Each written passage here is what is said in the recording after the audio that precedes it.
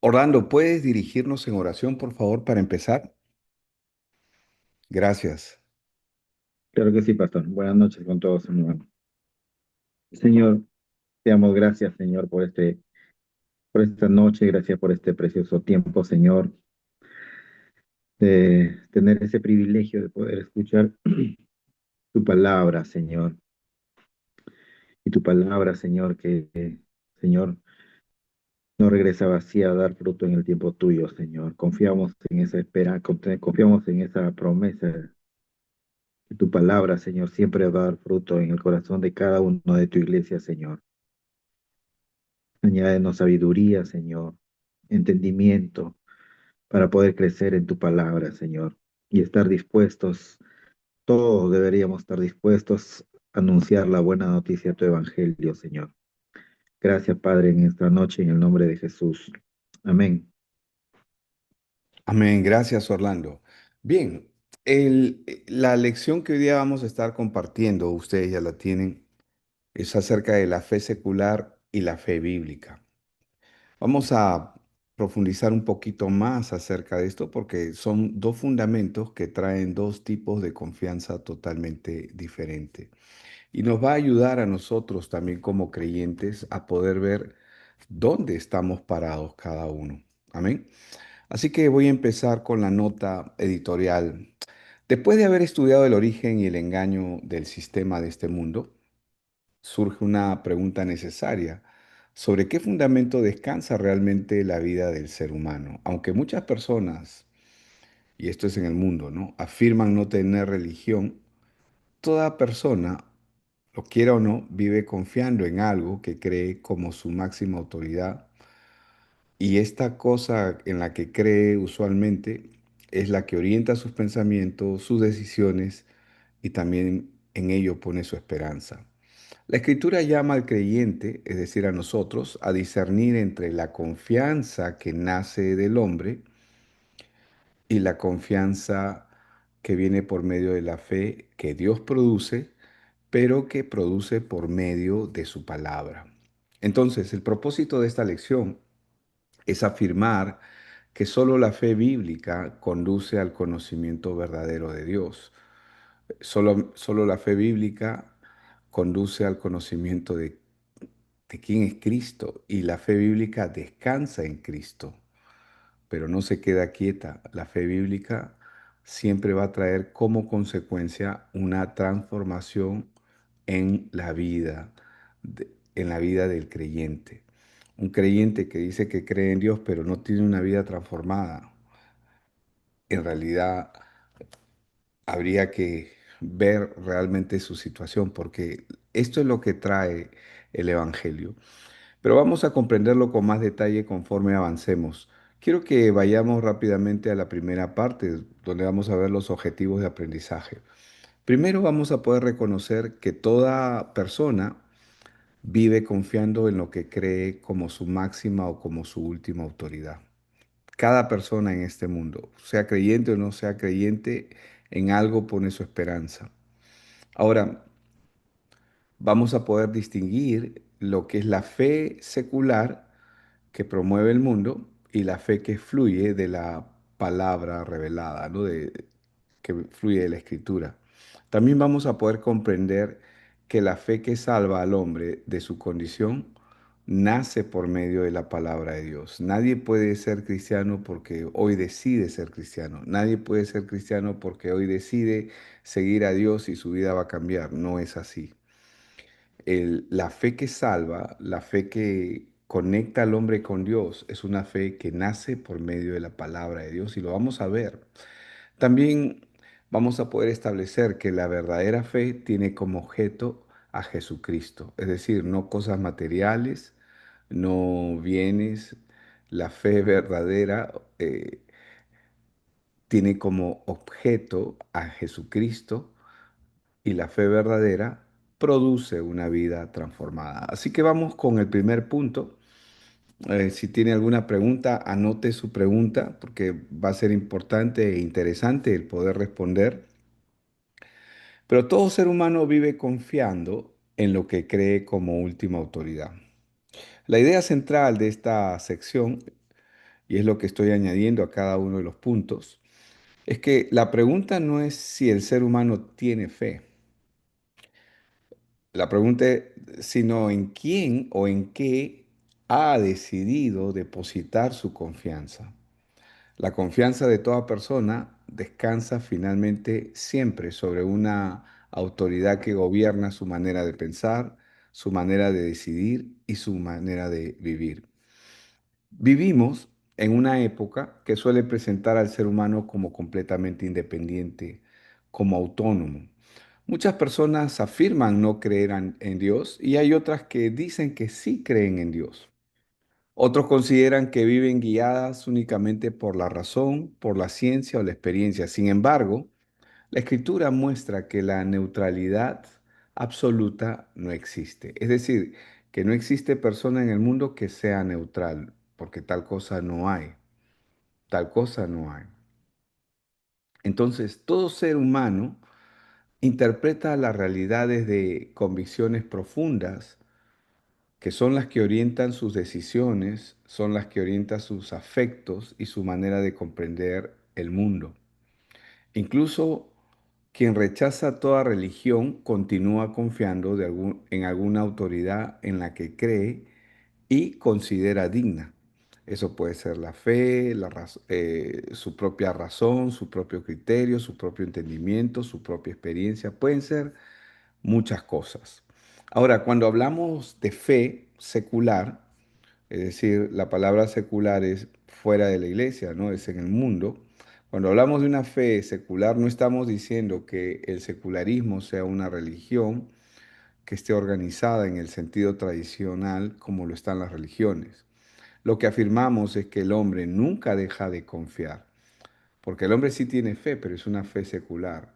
En base a esa fe, el hombre nunca deja de confiar, sino pone, si el hombre no pone su confianza en el Dios vivo, inevitablemente va a colocar su confianza en otra autoridad. Puede ser su propia razón, puede ser la cultura, puede ser la ciencia entendida como una explicación absoluta de todas las cosas. Puede ser la opinión de la mayoría, la opinión mayoritaria, se va a inclinar hacia lo que la mayoría piensa. Puede ser la experiencia personal que él o ella pueden haber tenido o cualquier otra realidad creada. El problema, por tanto, no es simplemente la ausencia de religión, sino el problema real que el hombre tiene es que reemplaza al creador, es el reemplazo del creador por otra fuente de confianza. Si podemos leer, por favor, si alguien puede leer el texto que está ahí, Proverbios 3, capítulo 3, versículos del 5 al 7, por favor. Pastor Billy, buenas noches. Hermano, buenas Oh, noches. buenas noches, Jesús. Adelante, por favor. Dice, Proverbios 3, 5, 7 dice, confía en el Señor con todo tu corazón y no te apoyes en tu propio entendimiento. Reconócelo en todos tus caminos y Él enderezará tus sendas. No seas sabio en tus propios ojos. Teme al Señor y apártate del mal. Amén. Gracias, Jesús. Interesante porque estos versículos presentan uno de los contrastes más claros que nos presenta aquí la Escritura.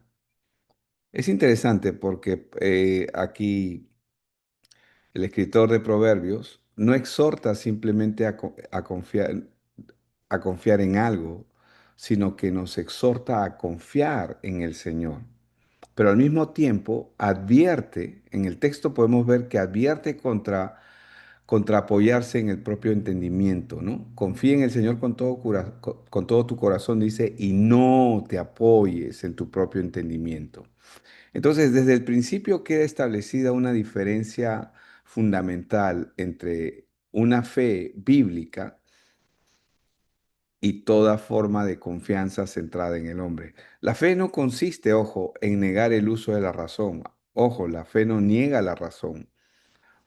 Por el contrario, la fe no consiste en negar el uso de la razón, sino en reconocer que la razón humana ha sido afectada por el pecado.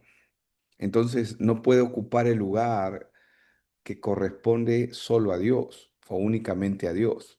Entonces, la razón humana quiere dar, quiere resolver, quiere poner su confianza, o sea, el hombre natural quiere poner su confianza en la razón, pero como está afectada por el pecado, la razón del hombre no puede ocupar ese lugar porque ese lugar le corresponde a Dios. Entonces, la verdadera sabiduría, lo que vemos acá en este proverbio que acabamos de leer, empieza cuando el creyente reconoce la autoridad del Señor sobre su vida.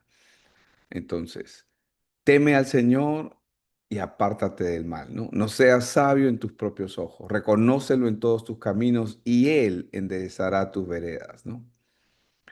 Eso es lo que vemos. Pero también vemos lo que dice Hebreos 11:6. No sé si, hermana María Romero, por favor, ¿crees que puedas leer Hebreos 11:6? Sí, pastor, buenas noches, Buenas hermano noches, David. hermana. Dice, y sin fe es imposible agradar a Dios porque es necesario que el que se acerca a Dios crea que Él existe y que recompensa a los que lo buscan. Amén. Acá hay algo importante en esta declaración que hace el libro de Hebreos, ¿no? El autor de Hebreos declara que sin fe es imposible, o sea, no es posible, ¿no? Agradar a Dios. Sin fe no es posible agradar a Dios, es imposible. Esta afirmación no presenta, o sea, cuando el autor está hablando de la fe, esta afirmación no presenta la fe como una emoción pasajera, no la presenta como una fuerza interior capaz de producir resultados extraordinarios, como mucha gente ha usado este pasaje y lo ha tergiversado. La fe aquí aparece como la respuesta del ser humano a un Dios vivo que existe.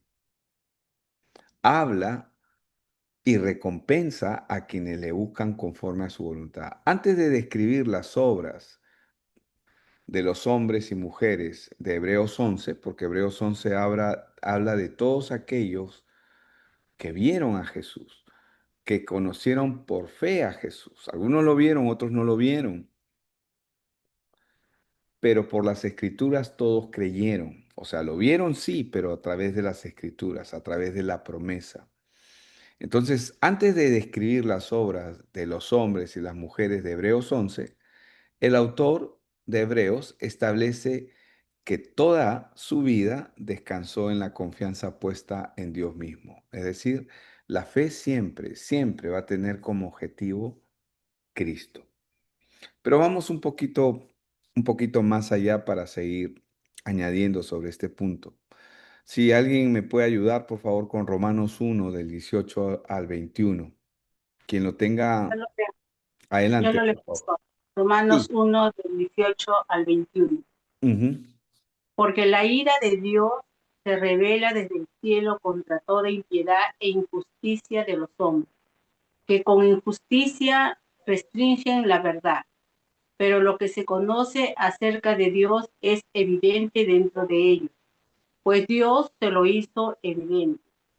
Porque desde la creación del mundo, sus atributos invisibles, su eterno poder y divinidad se han visto con toda claridad, siendo entendidos por medio de lo creado, de manera que ellos no tienen excusa, pues aunque conocían a Dios, no lo honraron como a Dios ni le dieron gracias, sino que se hicieron vanos en sus razonamientos y su necio corazón fue entenebrecido.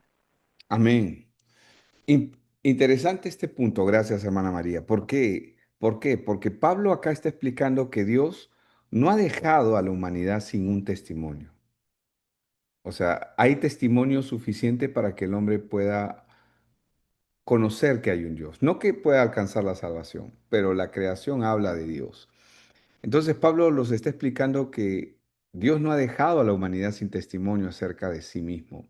El problema del hombre no consiste en una falta de evidencia, sino en una respuesta pecaminosa frente a una revelación recibida. El ser humano conoce lo suficiente para reconocer al Creador, pero decide por voluntad propia, suprimir esa verdad y sustituirla por otras explicaciones que preserven su autonomía. Es decir, que idolatren al hombre o que autoexalten al hombre. Así comienza el credo oculto del mundo, no con la ausencia de fe, sino con el rechazo del Dios verdadero y la búsqueda de otra autoridad que ocupe el lugar que debería de tener Dios. Entonces, la escritura, por tanto, no divide a la humanidad entre personas que tienen fe y otras que no la tienen. No, no, no, no. La divide entre quienes confían en el Señor y quienes depositan su confianza en la criatura o en lo creado. Entender esta diferencia es fundamental, porque en el mundo hay fe, pero hay una fe humana, pero también hay una fe bíblica. La fe humana satisface el ego del hombre. La fe humana es presunción. Y luego vamos a entender por qué me refiero a la fe humana como presunción. Porque el hombre no determina nada, el hombre aspira a cosas, planea cosas, quiere lograr cosas, pero y no está mal que el hombre planifique, no está mal que el hombre anhele, no está mal que el hombre quiera alcanzar cosas, pero cuando saca a Dios de su vida, eso que el hombre hace se llama presunción. ¿Por qué? Porque el hombre no puede determinar nada. Y lo vamos a ver más adelante. Entonces, entonces, nuevamente, ¿no? La escritura divide a la humanidad entre personas que tienen fe, o sea, no divide, perdón, a la humanidad entre personas que tienen fe y personas que no la tienen, porque todos depositan su confianza en algo. Lo que hace es divide,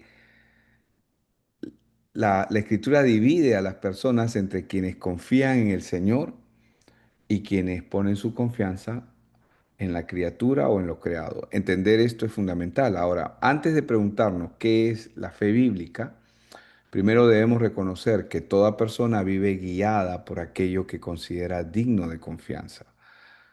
Toda persona va a aferrarse a lo que cree, pero el discípulo de Cristo está llamado a examinar continuamente si la autoridad que gobierna su pensamiento, sus decisiones y sus esperanzas proviene realmente de la palabra de Dios o proviene de los criterios cambiantes del mundo.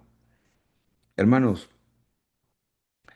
el que nos falte la fe no es un pecado. El pecado sería dejar de aferrarnos a Cristo, porque vamos a vivir tiempos, todos vamos a vivir diferentes tipos de tiempos. Van a haber tiempos donde vamos a estar bien, van a haber tiempos donde nuestra fe va a ser probada. Y van a haber tiempos donde vamos a estar pagando o vamos a estar viviendo las consecuencias, probablemente las consecuencias de una naturaleza corrupta, ¿no? Y que esas no son pruebas, son consecuencias, son consecuencias. Así que vamos directamente con el punto 2. La fe secular dirige la confianza hacia el hombre. La idea central en este punto es lo siguiente. La fe secular no elimina la necesidad humana de confiar, cambia el objeto de esa confianza. En lugar de descansar en lo que Dios ha dicho, dirige al ser humano hacia sí mismo, haciendo de sus sentimientos, capacidades, deseos y expectativas sus fundamentos. Ahora, así produce una seguridad que puede parecerse a la fe, pero que descansa en el hombre y en realidad no está descansando en la verdad revelada por Dios. Ahora, vamos a entenderlo con más detenimiento esto que les estoy diciendo, porque en el punto anterior se estableció que toda persona vive confiando en aquello que reconoce como una última autoridad, ¿no? Como autoridad última en algo que confía. Ahora debemos avanzar hacia una manifestación particular de esa realidad. ¿Qué sucede cuando el hombre busca dentro de sí mismo el fundamento para enfrentar la vida? Una parte importante de la cultura contemporánea responde invitándolo a confiar en su capacidad. Es lo que recibimos todos los días. Es lo que el mundo promueve todos los días, seguir sus sentimientos y sostener expectativas positivas acerca del futuro. Expresiones como cree en ti mismo, sigue tu corazón, confía en lo que sientes o va a salir bien. Todo esto refleja con diferentes matices esta manera de pensar. Ahora, debemos distinguir cuidadosamente estas ideas. La Biblia, ojo, no condena el ánimo, no condena la planificación. La Biblia no condena el reconocimiento responsable de nuestras capacidades. Es más, los dones han venido de parte de Dios para nosotros. Tampoco la Biblia condena el deseo de que las cosas mejoren. Tampoco presenta a las emociones, la Biblia, como enemigas de la vida espiritual. Cuando uno, cuando uno dice, no seas emocional, sí, no seas emocional, no seas romántico, en cierta forma, ¿no? No seas romántica y no seas carnal, a eso me refiero cuando digo romántico, cuando hablamos de emociones. Pero las emociones son parte de nosotros, pero el problema es que está distorsionado por el pecado. Entonces, el problema surge cuando estas realidades creadas se convierten en el fundamento de nuestra seguridad, ¿no? Cuando el hombre comienza a poner su seguridad en cosas, en objetos, en logros, en personas, en nombres, en esfuerzos. Y no está mal lo uno, pero el problema está cuando ponemos nuestra seguridad en eso. Una emoción puede ser sincera, ojo, y hay mucha gente que es sinceramente equivocada, ¿no? Pero una emoción puede ser sincera sin ser verdadera en aquello que interpreta. Explico bien esto porque hay gente que dice, pero yo siento que esto está bien. Es una emoción sincera, pero puede ser antibíblico lo que está sintiendo o lo que está queriendo o lo que está deseando. Una emoción puede ser sincera sin ser verdadera en aquello que interpreta. Ahora, una expectativa puede ser intensa sin constituir una promesa. ¿Qué pasa? Que hay gente que se focaliza y tiene expectativa en algo. Y no está mal, pero el problema es cuando es una falsa expectativa que no está ajustada a las escrituras. Y una persona puede sentirse profundamente segura acerca del futuro sin, sin poseer ninguna garantía de lo que va a ocurrir mañana o lo que va a ocurrir después. Por eso es que Proverbios 28-26 dice, el que confía en su propio corazón, dice, es un necio, pero el que anda con sabiduría será liberado. ¿Cómo podemos diferenciar al hombre que anda como necio, no? El necio es el que confía en su propio corazón, pero el que anda con sabiduría es el que pone a Dios en primer lugar. Ahora, este proverbio confronta directamente una idea común en muchos, ¿no? Que debemos confiar en nuestro corazón porque allí se encuentra nuestra verdad más profunda. Yo sé que no es el caso de los hermanos en la iglesia, pero si usted no tiene la claridad de esta enseñanza, sí es para usted también, ¿no? ¿Por qué? Porque muchos dicen, pero yo confío en lo que siento, en lo que dice mi corazón, ¿no? Pero la escritura no presenta el corazón humano, ojo, como una brújula moral infalible, o sea, no es una guía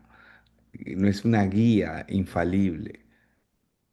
La advertencia no consiste en negar la existencia de sentimientos y deseos, sino la advertencia está en rechazar la pretensión de convertirlos, esos sentir, esos deseos, esa expectativa que puede ser falsa, convertirlos en autoridad para determinar por sí mismos qué debemos creer y cómo debemos de vivir. Entonces, algo importante que aclarar. Las emociones forman parte de nuestra humanidad. Podemos experimentar alegría, temor, tristeza, amor, esperanza o incertidumbre. Sin embargo, existe una diferencia entre reconocer lo que sentimos y conceder a nuestros sentimientos autoridad sobre la verdad. Y ahí hay que marcar una diferencia. ¿Por qué? Porque el corazón necesita ser guiado con sabiduría. Yo no me puedo guiar de mi corazón. Tú no te puedes guiar de tu propio corazón. No estoy diciendo que los sentimientos sean malos, las emociones sean malas. No estoy diciendo eso. Pero el corazón sí necesita ser guiado con sabiduría. No está en la capacidad de producir esa sabiduría de manera autónoma. El corazón no puede producir esa sabiduría. No puede ser esa brújula que guíe nuestra vida de manera autónoma. ¿Por qué? Por la condición caída, por la corrupción en la que está el corazón del hombre. Por eso, sigue tu corazón. Resulta insuficiente como principio para dirigir la vida. Por eso que no debemos guiarnos de lo que sentimos o de nuestro corazón. La pregunta final que se debe aplicar no es qué dice mi corazón, sino esto que siento o esto que deseo o esto que estoy anhelando, ¿corresponde a la verdad y a la voluntad de Dios? Esa debería de ser la pregunta final. ¿Por qué? Porque nuestro corazón, nuestras emociones, tienen que ser dirigidas, tienen que ser guiadas por la escritura, por la palabra. Ese es el fundamento firme para nosotros. El fundamento sólido para nosotros es la escritura, no lo que sentimos, no lo que nos dice nuestro corazón. Ahora, algunos me dirán o algunos podrían preguntar, pero pastor, ya nuestro corazón, ya nosotros hemos sido redimidos. Sí, es verdad, pero todavía nuestra mente necesita ser renovada. Y nuestro corazón necesita continuamente ser corregido, guiado por la palabra. Existe una diferencia, y aquí voy a marcar algo que es importante, entre reconocer responsablemente las capacidades recibidas, es decir, los dones que podemos tener, y convertir la confianza personal en fundamento guía de la vida, ¿no? Entonces, sí, Dios nos ha dado capacidades, pero hermanos, nuestra confianza tiene que estar en Él. La Escritura no pide que una persona desprecie sus capacidades. Lo que hace es exige que no las ponga como máxima autoridad en su vida. El hombre puede aprender, trabajar, desarrollar habilidades y asumir responsabilidades sin convertir su potencial en la fuente final de su esperanza. Y es con la ausencia de Dios, mucha gente hace esto. Otra de las cosas que pasa con esto, con las capacidades, con los dones, es que esto trae también autosuficiencia en el hombre, arrogancia, de tal manera que esa arrogancia hace que muchas personas desprecien a Dios. Cuando digo desprecien, me refiero a que lo dejan de lado porque no creen que lo necesitan, no piensan que lo necesitan, porque están confiando en algo más. Entonces, vamos a entenderlo con la parábola que el Señor cuenta en Lucas 2 del 16 al 21. Si alguien puede leer ese pasaje, por favor, lo voy a agradecer. Lucas 2 del 16 al 21. Buenas noches, pastor. Buenas Adelante, noches, Karina. hermanos. Yo lo voy a leer. Amén. Lucas 2, del 16 al 21 dice, entonces les contó una parábola. La tierra de cierto hombre rico había producido mucho, y él pensaba dentro de sí, ¿qué haré? ya no tengo dónde almacenar mis cosechas. Entonces dijo, esto haré, derribaré mis graneros y edificaré otros más grandes, y allí almacenaré todo mi grano y mis bienes.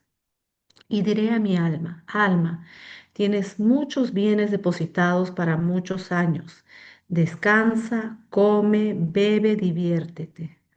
Pero Dios le dijo, necio, esta misma noche te reclaman el alma, y ahora, ¿para quién será lo que has provisto?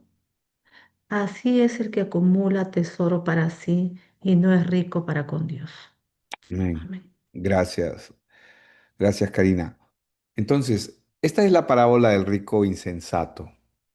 Esta parábola introduce otra dimensión de confianza que tiene el hombre y que está centrada en el hombre. Este hombre posee abundancia, tiene capacidad para administrar sus bienes. Tiene capacidad porque tú no ves a cualquier persona que no todos, o sea, tienen las mismas capacidades, no todos logran éxito o tienen éxito en diferentes áreas. Y lo que nosotros vemos acá es que este hombre posee abundancia, posee capacidad para administrar sus bienes, posee capacidad para realizar planes concretos para el futuro desde una perspectiva humana. Ahora, parece encontrarse en una posición envidiable. Él está muy bien. Ahora, el problema que él tiene, su problema no consiste en haber trabajado. Su problema no es el trabajo. Su problema no es que él haya producido o que haya planificado, sino su problema está en que él interpreta lo que tiene, sus recursos, como garantía de futuro que está fuera de su control. Él no puede controlarlo. Él no puede hacer nada. Está fuera de su control. El rico, como lo vemos en la parábola, él habla consigo mismo. Ese es el ser humano, la arrogancia del ser humano. Él habla consigo mismo y se asegura muchos años de descanso y disfrute, ¿no? Porque el Señor ahí lo dice, ¿no? Eh, Dice, y él pensaba dentro de sí, él pensaba dentro. Y luego dice en el versículo 18, entonces dijo, esto haré, ¿no? Y comienza a planificar. Y diré a mi alma, dice en el 19, ¿no? Pero Dios le dijo en el 20, necio, ¿no? Necio, ¿por qué? Porque es terco, porque es obtuso, no quiere, probablemente ya el Señor ha venido a su vida, pero él no quiere, está en sí mismado. Entonces él habla consigo mismo y se asegura muchos años de descanso y disfrute. Sin embargo, Dios lo llama insensato porque aquella misma noche su vida iba a terminar. La parábola nos muestra aquí una diferencia esencial entre esa certeza psicológica, es decir, él consigo mismo, y la fe bíblica. Una persona puede estar, hermanos, completamente convencida de que algo ocurrirá y estar equivocada. ¿Cuántas personas han tenido esa sensación de que algo va a ocurrir y están equivocados? Como estos falsos brujos, falsos profetas que se levantan y que aseguran que va a haber esto y que va a ocurrir aquello y han comenzado a traer una ola de temor en nuestro país. Sí, sabemos lo que ha ocurrido en Colombia, lo que ha ocurrido en Venezuela, lo que ha ocurrido en Junín. Pero hermanos, todo está en las manos de Dios, pero ellos quisieran que eso ocurra tan solo para ellos decir, yo lo dije. La arrogancia del ser humano, la arrogancia del hombre. Entonces, una persona puede estar convencida de que algo va a ocurrir o que algo ocurrirá y estar equivocada. Ojo, la intensidad de una convicción no determina su verdad. O sea, tú puedes estar convencido de algo, pero puedes estar equivocado, porque el sustento no es bíblico. Aunque muchos van a usar la Biblia como una herramienta, pero para pretexto. Aquí debemos distinguir, hermanos, con especial cuidado el pensamiento positivo de la fe. El optimismo espera que las circunstancias tengan un resultado favorable, ¿no? Todos queremos ser optimistas en la vida, queremos pensar bien de todo y no está mal. Puede existir una disposición positiva frente a una dificultad sin que haya nada incorrecto en ello, pero estar convencido de que todo va a salir bien no constituye por sí mismo fe. Eso no es fe. Dios nunca ha prometido que cada enfermedad terminará como deseamos que termine. Dios no ha prometido que cada proyecto que hagamos va a tener éxito. Dios no ha prometido que cada relación será restaurada o que cada dificultad desaparecerá. Él no ha prometido eso. Él va a hacer su voluntad. Nosotros queremos estar alineados con la voluntad de Dios, pero también tenemos que tener fe para aceptar lo que Él permita o permite que vivamos, porque no siempre vamos a vivir lo que queremos. Eso es presunción. Ahora, la fe tampoco consiste en visualizar intensamente aquello que queremos hasta convencernos de que sucederá. Hermanos, esa es la fe que mucha gente predica y eso no es fe. Es una falsa fe. Porque la fe no consiste en visualizar intensamente aquello que queremos hasta convencernos de que sucederá. Nuestro deseo no crea la realidad y nuestra seguridad emocional, que podemos estar seguros de algo pero estar sinceramente equivocados, nuestra seguridad emocional no transforma una experiencia en una promesa divina. Las llamadas, ¿no? Que la gente dice buenas vibras, ¿no? Puede expresar un afecto, puede expresar buenos deseos hacia la otra persona, pero no poseen poder para gobernar las circunstancias. Ojo con esto, porque mucha gente también le atribuye a esto. El universo tampoco aparece en la escritura como una fuerza personal que escucha nuestros deseos y organiza los acontecimientos para satisfacerlos. Porque mucha gente usa el universo, ¿no? No dicen Dios, el universo, dicen. Esta diferencia debe quedar clara porque algunas ideas seculares pueden adoptar un vocabulario cristiano. Ojo, muchas ideas seculares se introducen en el vocabulario cristiano.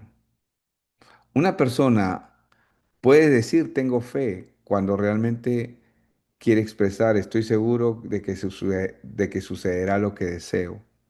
Incluso dentro de lo que está pretendiendo puede añadir el nombre de Dios a esa expectativa. Sin embargo, mencionar a Dios no convierte automáticamente el deseo de esa persona en una fe bíblica. El que use a Dios como pretexto no convierte su deseo, sus ganas, no lo convierte en una fe bíblica. Existe una diferencia profunda entre confiar en Dios y utilizar la idea de Dios para fortalecer aquello que nosotros ya hemos decidido esperar. Vamos con el otro ejemplo que nos da Santiago. Ángel, no sé si puedes leerlo, por favor, hermano. Santiago 4:13 al 16. Santiago 4:13 al 16. Ok, pastor. Santiago 4, 13 al 16. Entonces le contó una parábola. La tierra de cierto hombre rico había producido mucho, y él pensaba dentro de sí, ¿qué haré, ya que no tengo dónde almacenar mis cosechas? Entonces dijo, esto haré, derribaré mis graneros y edificaré otros más grandes, y allí Almacenaré. almacenar todo mi grano y mis bienes. Y diré a mi alma, alma, tienes muchos bienes depositados para muchos años, descansa, come, bebe, diviértete. Pero Dios le dijo, necio, esta misma noche te reclaman el alma. Y ahora, ¿para quién será lo que has provisto? Así es el que acumula tesoros para sí y no es rico para con Dios. Entonces, interesante porque Santiago lleva esto nuevamente, ¿no? Al terreno cotidiano, al diario vivir. Describe personas que han determinado dónde estarán, cuánto tiempo permanecerán allí, qué actividad realizarán y qué resultado económico obtendrán. El pasaje no condena, nuevamente, no está condenando el comercio, no está condenando la planificación responsable, no está condenando el esfuerzo. Lo que Dios está determinando ahí es el corazón del hombre. Y el problema aquí es la presunción, porque hablan del futuro como si estuvieran, como si ellos tuvieran el dominio de ese futuro, olvidando que ni siquiera poseen control absoluto sobre la duración de su propia vida. La respuesta bíblica aparece en el reconocimiento si el Señor quiere. No se trata simplemente de añadir una expresión religiosa al final de nuestros planes. Es una confesión acerca de quién es Dios y quiénes somos nosotros. El hombre planifica como criatura, Dios gobierna como Señor. Nuestros proyectos pueden ser responsables y nuestros deseos pueden ser legítimos, pero ninguno de ellos adquiere autoridad sobre la providencia divina.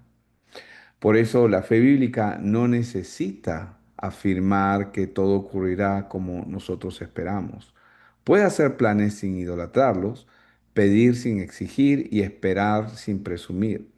Esta distinción protege al creyente de una forma religiosa de pensamiento positivo en la cual la cantidad o intensidad de fe parece obligar a Dios a producir un determinado resultado. Hermanos, Dios no queda sujeto a la fuerza de nuestras expectativas. Nosotros no podemos manipular a Dios, ni tampoco obligar a Dios a que haga lo que querramos.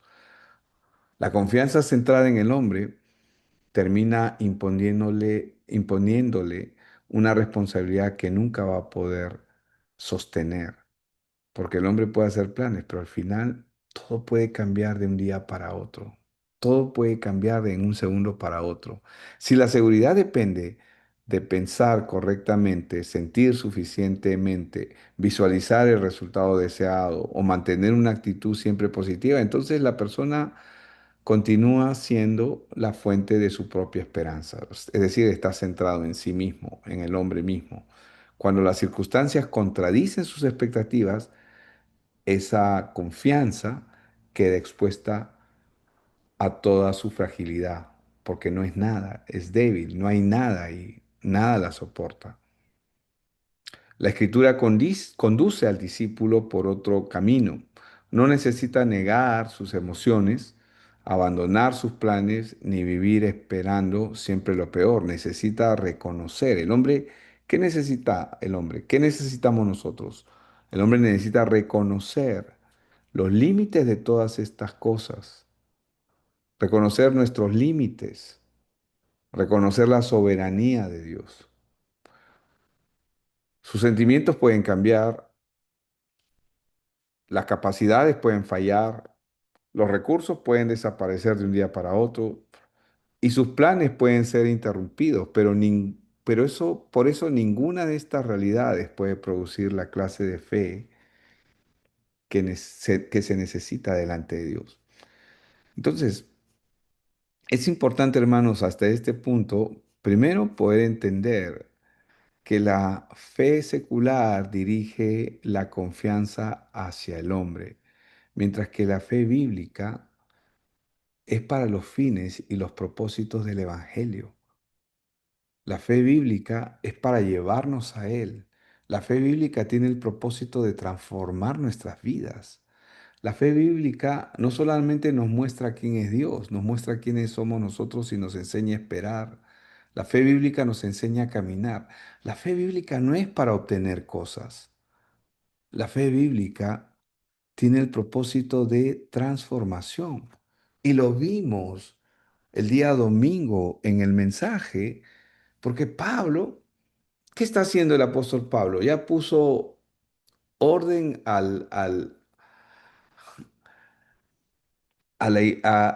los corintios en cuanto a su manera de pensar, en cuanto al desorden, a la inmadurez que ellos tienen, al desorden en la adoración, al desorden en la alabanza, al desorden en las relaciones personales, en las relaciones interpersonales.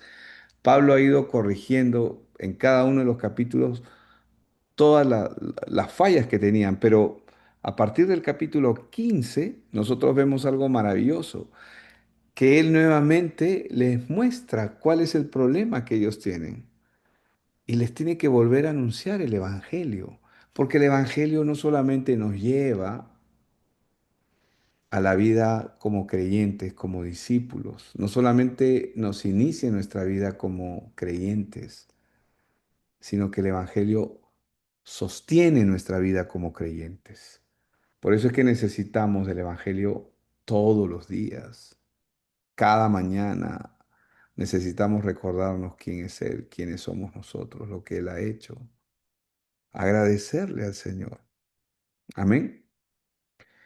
Bien, hermanos, ahí nos vamos a quedar hoy. Solamente vamos a hacer estos dos puntos y quiero que ustedes puedan seguir revisando, seguir desarrollando, pueden